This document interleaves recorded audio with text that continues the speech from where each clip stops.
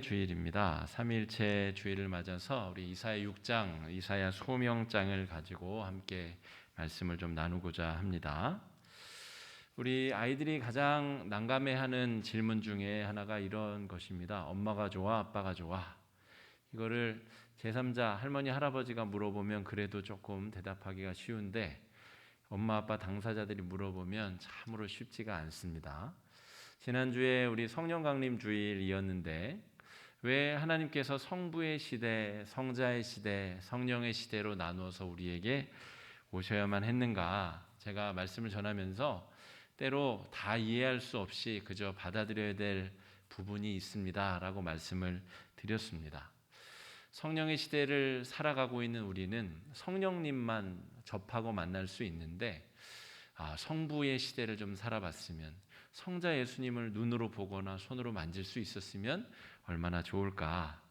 그런데 우리가 삼위일체주의를 통하여서 받게 되는 은혜는 성령 하나님의 시대를 살고 있지만 성부, 성자, 성령 우리 삼위일체 하나님을 오롯이 온전히 느낄 수 있는 그런 은혜의 시대를 우리가 살고 있다라고 하는 것입니다. 오늘 삼위일체주의를 맞이하여서 그 삼위일체 하나님의 그 깊은 사랑의 의미를 다시 한번 경험할 수 있게 되기를 바랍니다. 삼위일체 하나님에 대해서 온전히 이해할 수 있다라고 말하는 목회자든 신학자든 다 거짓말입니다. 온전히 이해할 수가 없습니다. 예를 들어서 고려시대나 조선시대 때 그 시대의 사람들에게 나중에 조그만한 벽돌만한 핸드폰을 가지고 영상통화를 하게 된다라는 이야기를 해주면 전혀 설명할 수도 이해될 수도 없는 것보다 한 1000배, 10,000배는 더 이해하기 어려운 내용이 삼위일체 하나님의 내용입니다. 그러니까 그저 받아들여야 될 부분이 어느 정도는 있는 것이죠. 하지만 성경에서 등장한 삼위일체 하나님의 모습들을 통하여 그 진정한 중요한 의미, 하나님께서 삼위일체 하나님으로 우리에게 나타나셔서 말씀하고자 하셨던 의미에 대해서는 우리가 더 관심을 가지고 주의 깊게 그렇게 알아차릴 수 있어야 된다라고 하는 것이죠. 성경의 구약 성경에 삼위일체 하나님의 흔적을 알아볼 수 있는 본문이 몇 군데 있습니다. 그 중에 오늘 이사야서 6장이 아주 중요한 흔적이 있는 부분이고, 창세기 1장 26절 말씀에도 그 흔적이 있는데 한번 같이 읽어보겠습니다. 시작. 하나님이 이르시되 우리의 형상을 따라 우리의 모양대로 우리가 사람을 만들고 그들로 바다의 물고기와 하늘의 새와 가축과 온 땅과 땅에 기는 모든 것을 다스리게 하자 하시고. 여러분, 어떤 사람들은 예수님이 오셨기 때문에 삼위일체라고 하는 그 교리가 생겨난 것이다 라고 잘못 생각하시는 분들도 있어요. 어떤 똑똑한 신학자들이 그런 생각을 만들어낸 것이다 라고 잘못 생각하는 경우도 있다는 것이죠. 그런데 이미 창세기 1장에서부터 하나님이 이르시되 우리의 형상을 따라, 하나님이라고 하는 이 단수 대명사가 앞에 나오는데 뒤에는 우리의 형상을 따라 우리의 모양대로 우리가 사람을 만들고, 그러니까 우리라고 하는 복수 대명사가 쓰였으므로 그것이 또 3번 연속 등장하므로 이것이 실수로 기록되었거나 우연히 기록된 것이 아니라 하나님의 존재의 속성, 하나님의 존재의 모습이 성부, 성자, 성령이신데 한 분으로 나타나시고 등장하신다. 벌써 머리가 막 지끈지끈 아프죠. 이 복잡한 얘기는 여기까지 하고요. 삼위일체 하나님, 삼위일체 신앙의 가장 중요한 첫 번째 우리의 살필 요소는 무엇이냐면 다양성 안에서 일치를 경험하는 신앙이라는 것이죠. 성부와 성자와 성령.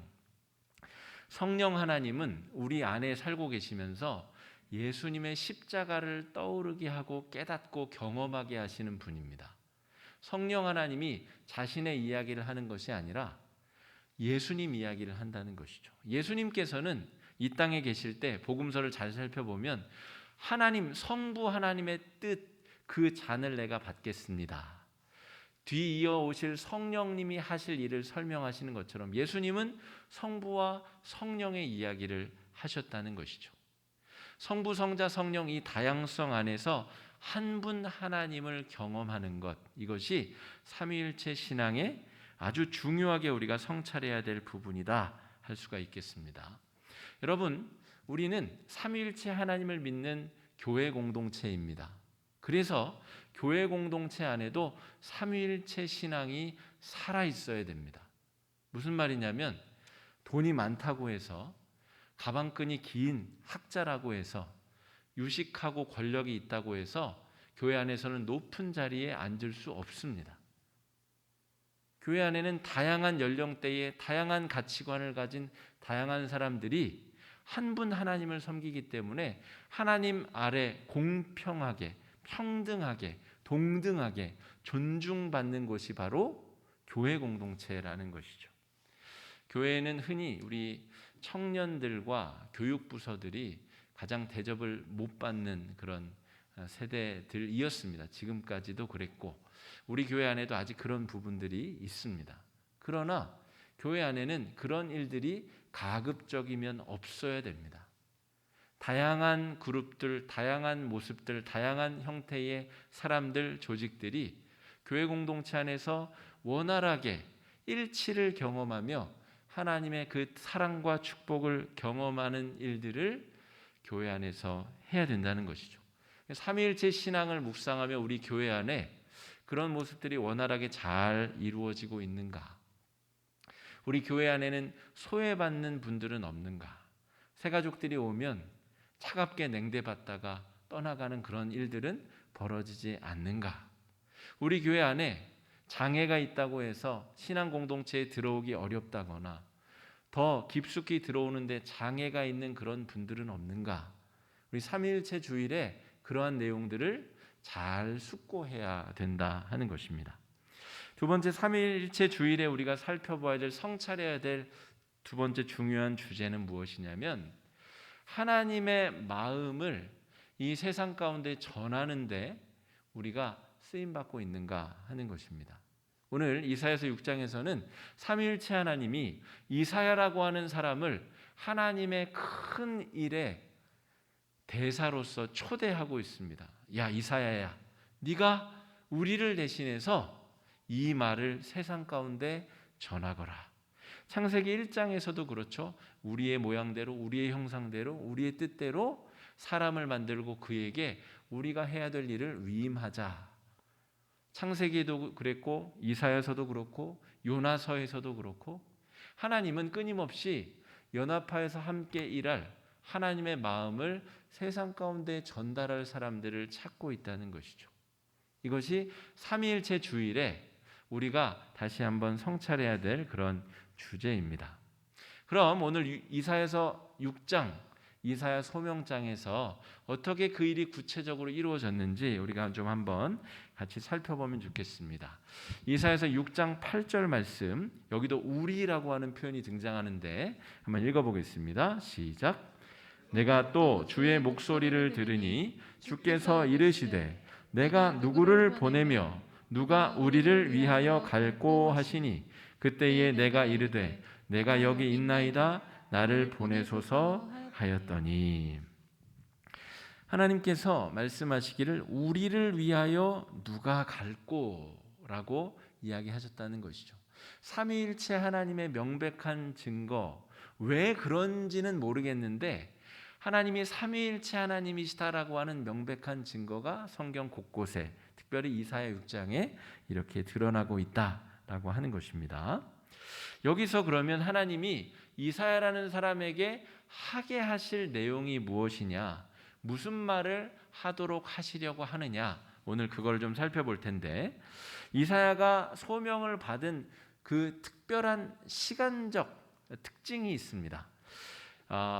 이사야서 6장 1절 말씀을 보면 우시야 왕이 죽던 해에 하나님 앞에 이사야가 부름을 받습니다.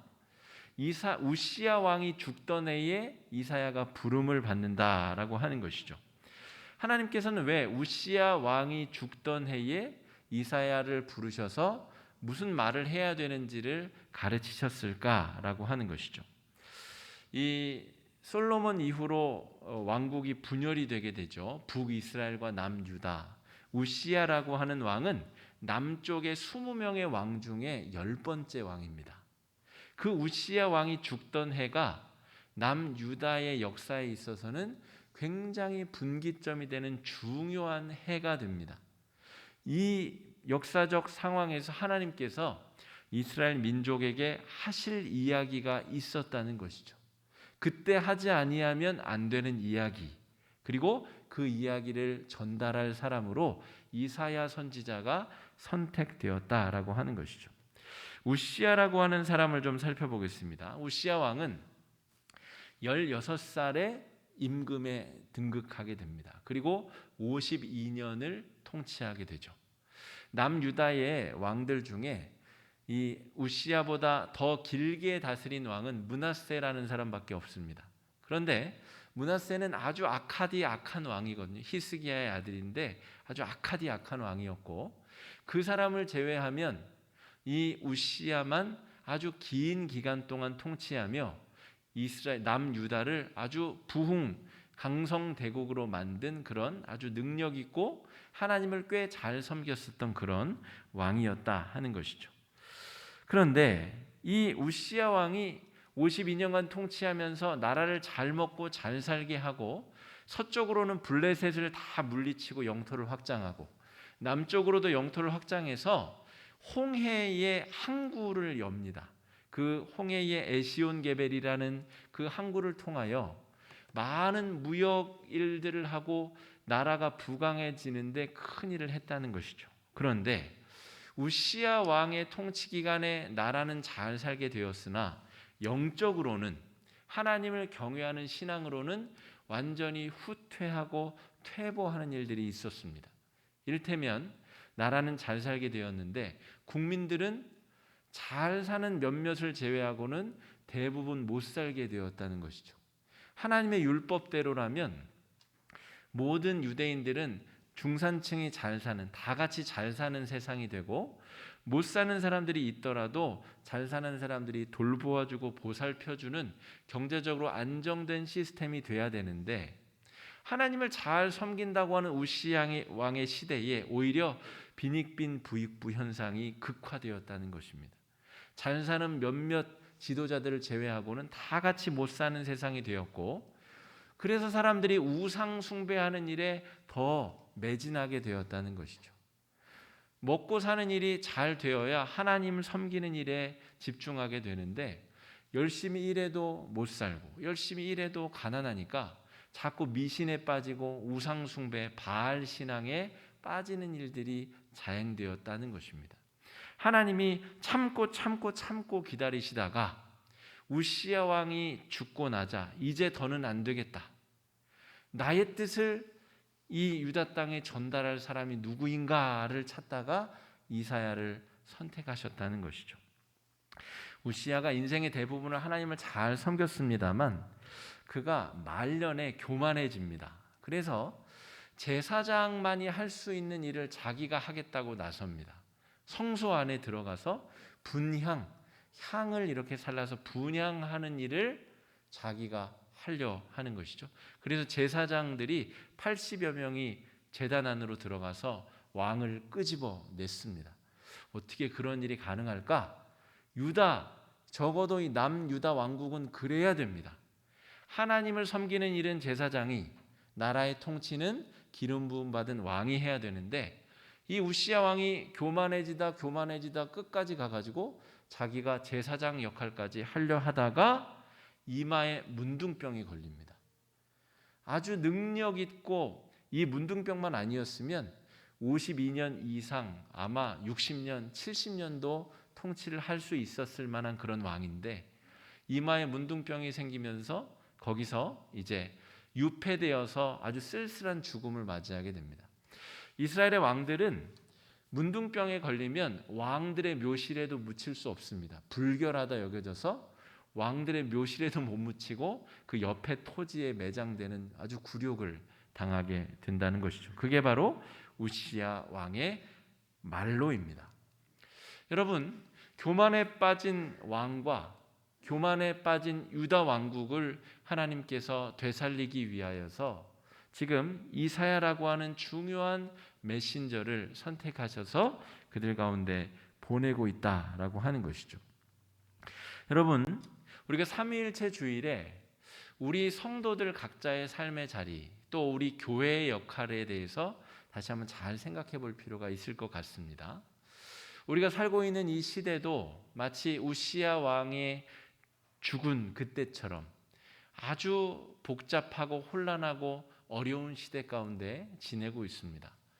이 코로나19 팬데믹 상황이 길어지면서 경제적으로도 또 관계적으로도 삶의 모든 영역에서 어려움을 많이들 겪고 있는데, 이때에 하나님께서 이사야를 부르시듯이 저와 여러분들 또 우리 화곡중앙교회 공동체를 부르셔서 하나님께서 품고 계신 그 마음을 전하게 하실 그런 일은 없으실까? 우리가 이 세상 가운데 흩어져서 하나님의 마음을 전해야 될 일은 없을까? 우리가 오늘 말씀 가운데 그런 은혜를 조금 경험했으면 좋겠습니다. 이렇게 벌어진 이 교만한 왕과 교만한 유다 백성들을, 이 문제를 해결하기 위하여 하나님께서 천상의 회의를 개최하시고 지금 이사야를 그 자리에 초대하셨다는 것이죠. 여러분, 이 우시야 왕과 이사야 사이에 벌어진 일들을 볼 때에 이런 대비되는 모습을 우리가 볼 수가 있습니다. 성소 안에 제멋대로 들어가서 분향하겠다라고 교만해진 우시야 왕은 이마에 문둥병이 걸려버렸고, 이 이사야라고 하는 사람은 하늘의 천상의 회의에 지금 초대가 되었다는 것이죠. 누가 더 존귀한 사람인가? 누가 더 하나님께서 사용하실 만한 사람인가? 여러분, 우리 화곡중앙교회는 천상의 회의에 하나님 앞에 부름받는 그런 믿음의 공동체가 되어야 하겠습니다. 우시야 왕처럼 그저 업적이 대단하고 겉보기에 번지르르하고 대단해 보이는, 그러나 정작 하나님으로부터 버림받는 그런 공동체, 그런 성도들이 아니라 이 땅에서 이 어려운 상황 가운데 하나님의 마음을 전달하는 데 쓸모가 있고 쓰임받는 공동체, 그런 성도들이 되어야 되겠다라고 하는 것이죠. 이사야가 그런 사람의 자격이 있는가? 이사야가 천상의 회의에 초대받았을 때 그가 내뱉은 말이 있습니다. 나는 입술이 부정한 사람입니다.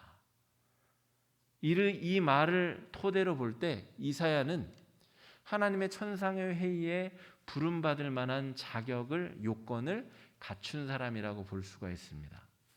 제가 한번 상상을 해봤습니다. 제가 천상의 회의에 초대될 일은 아마 거의 없겠지만 내가 초대를 받으면 나는 어떤 말을 먼저 하게 될까라고 봤을 때, 나는 입술이 부정한 사람입니다, 이런 말을 하기보다는 죽여주십시오, 저는 죄인입니다, 이런 고백을 할 것 같거든요. 그런데 왜 이사야는 나는 입술이 부정한 사람입니다, 이런 이야기를 하였을까? 여러분, 우리의 행위가 죄 가운데 있다고 고백하는 것은 쉬운 일입니다. 어떻게 보면 제가 죄를 지었습니다, 죄인입니다. 우리가 주일마다 사죄의 고백을 할 때에도 주로 그런 내용들을 고백하지 않습니까? 하나님, 우리가 지난 주 중에 육신으로 드러나는 이런 죄들을 지었습니다. 그런데 이사야가 하나님 앞에 고백하는 내용은 자신의 언어 행실이 죄악 가운데 있다는 내용. 그러니까 죄의 기준을 극도로 낮추어서 정말 여기에 걸리지 않을 사람이 어디 있을까 싶은 죄의 제목을 가지고 하나님 앞에 회개하는 사람, 겸손한 사람, 그 사람을 삼위일체 하나님이 3+1, 나와 함께 동행할 동역자로 초대하여 부르고 계시다는 것이죠. 삼위일체 하나님, 사랑으로 관계하시는 온전한 하나이신 하나님께서는 세 분만 서로 사랑으로 그렇게 뭉쳐 계신 것이 아니라 하나님 마음에 합한 사람들을 불러서 초대해서 그 마음을 나누시는 분이라는 것이죠.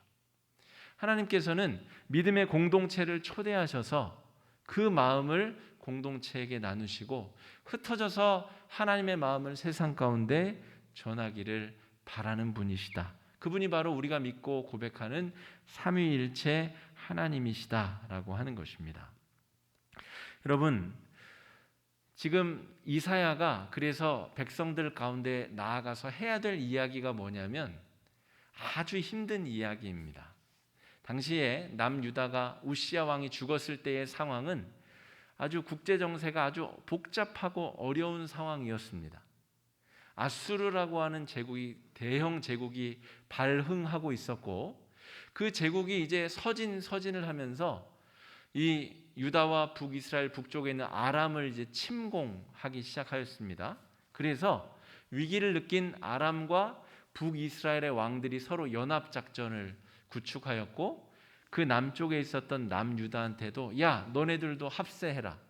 그래서 저 아수르에 맞서자라고 계속 요구를 하고 있는 국제적으로 굉장히 복잡한 상황 가운데 남유다가 놓여져 있었습니다. 그런데 이미 하나님 경외하는 데서 떠난 교만한 유다 왕국의 왕들은 어떤 생각을 하고 있었냐면 하나님께 묻고 기도하기보다는 야, 우리 저 애굽의 힘을 얻어서 아수르를 물리치자, 혹은 이 국제적인 어려움을 우리가 타도하고 이겨내자, 그런 궁리들을 하고 있었다는 것이죠. 그래서 하나님께서 이사야를 통해 하고 싶었던 얘기는 무엇이냐면 그 교만한 마음을 멈추고 저 애굽의 힘을 빌어서 위기를 극복하려고 하는 어리석은 시도를 멈추고 하나님이 움직이실 때까지 잠자코 기다려라. 하나님께서 이사야를 통해서 그 말씀을 하시고자 하셨던 것입니다. 그런데 이사야가 하고자 하는 이야기는 왕들이 듣고자 하는 이야기가 아니었습니다. 이 유다 백성들이 듣고자 하는 그런 내용과 정반대편에 있었다는 것이죠. 사람들이 듣고 싶은 이야기, 사람들에게 위로를 주는 이야기가 아니라 아무것도 하지 말고 회개하고 하나님의 일하심을 기다리면서 그 은혜를 구하라, 잠자코 가만히 있어라, 이것이 이사야를 통해 주어지는 하나님의 뜻이었다 하는 것입니다. 여러분, 우리가 이 세상 가운데, 이 복잡한 세상 가운데 이 세상에 나아가서 외쳐야 될 이야기도 똑같은 이야기입니다. 여러분, 세상 사람들은 백신 빨리 수급해야 돼, 저 미국한테 잘 보여가지고 백신 빨리 공급받아가지고 우리 어려움 극복해야 돼, 우리도 저 이스라엘처럼 아이언돔 빨리 수입해가지고 저 북한의 미사일 공격을 대비해야 돼.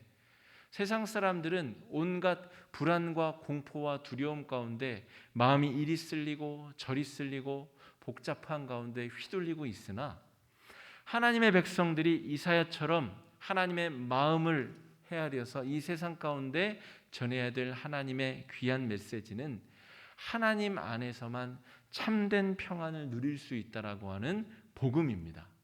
그 복음을 우리가 이 세상 가운데 전할 수 있는 사람들이 되어야 된다는 것이죠. 결국 애굽의 힘을 의지하여서 위기를 극복하려고 했었던 유다가 어떻게 됐을까요? 결국 멸망하게 됩니다. 처참한 결말에 이르게 됩니다. 왕들 중에는 두 눈이 뽑혀서 포로로 끌려가는 왕들도 생기고 그 자식들의 자식들까지 마치 짐승처럼 쇠사슬에 매여서 맨발로 수백 킬로를 노예로 팔려가는 일들이 곧 펼쳐지게 된다는 것이죠. 올 한 해 우리 공동체의 주제가 베델로 돌아가자인데요.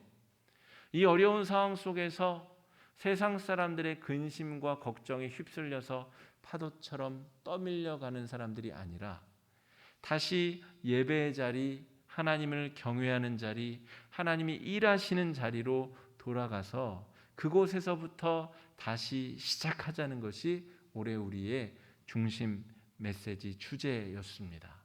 여러분, 아직 1년의 절반이 다 지나지 않았습니다만 여러분, 우리의 마음은, 우리의 신앙은 하나님의 일하심에 고정되어 있어야 됩니다.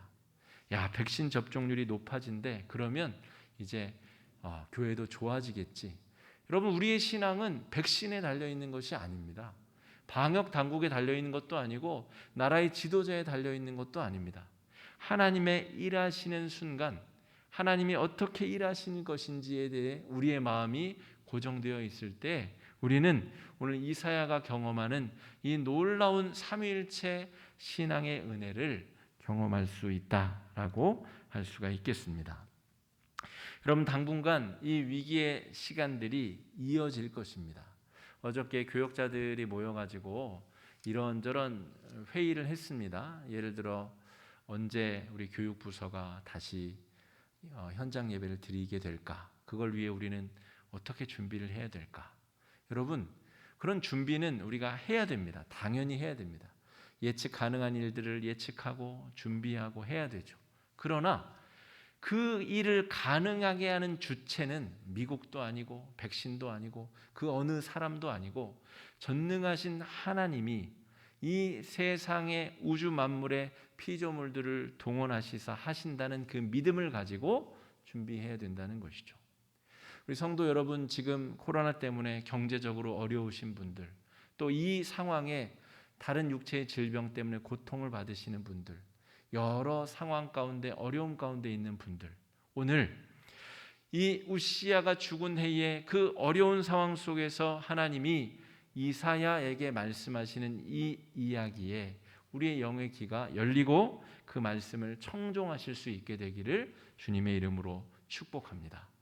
무엇보다 우리 자녀들, 우리 다음 세대들이 이러한 믿음으로 성장할 수 있도록 여러분 위해서 기도해 주시고 그렇게 때때로 권면해 주시고 말씀해 주시기를 바랍니다.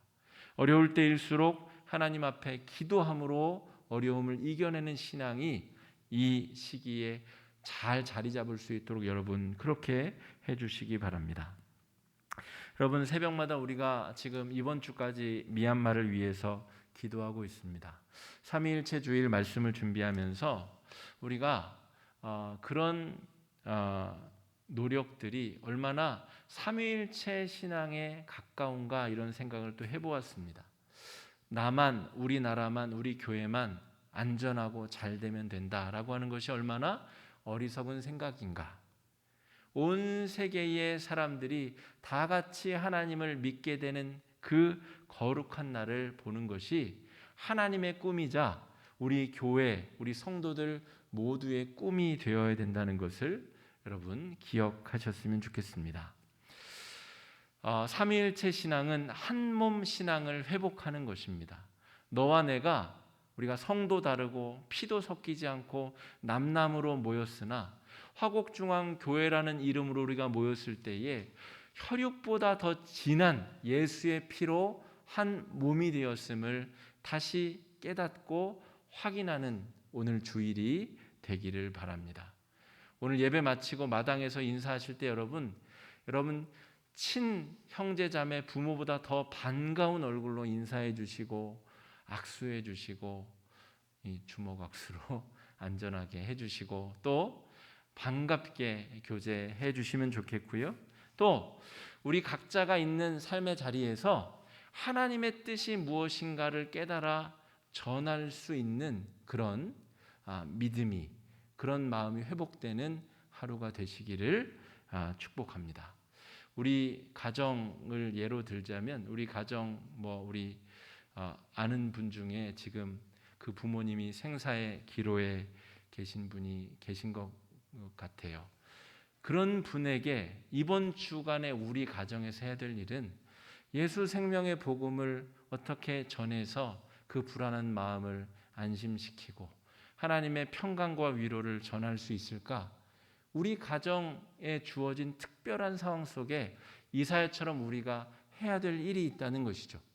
성도 한 분 한 분 삶의 자리가 다 다른데 그 상황에서 오늘 천상의 회의에 초대받은 이사야가 받은 말씀처럼 우리가 우리 삶 속에서 전해야 될 말이 있고 해야 될 행동이 있고 우리가 이사야처럼 세상 속에 나아가 해야 될 소명이 있다는 것을 발견하는 귀한 하루가, 은혜의 하루가 되시기를 주님의 이름으로 축복합니다.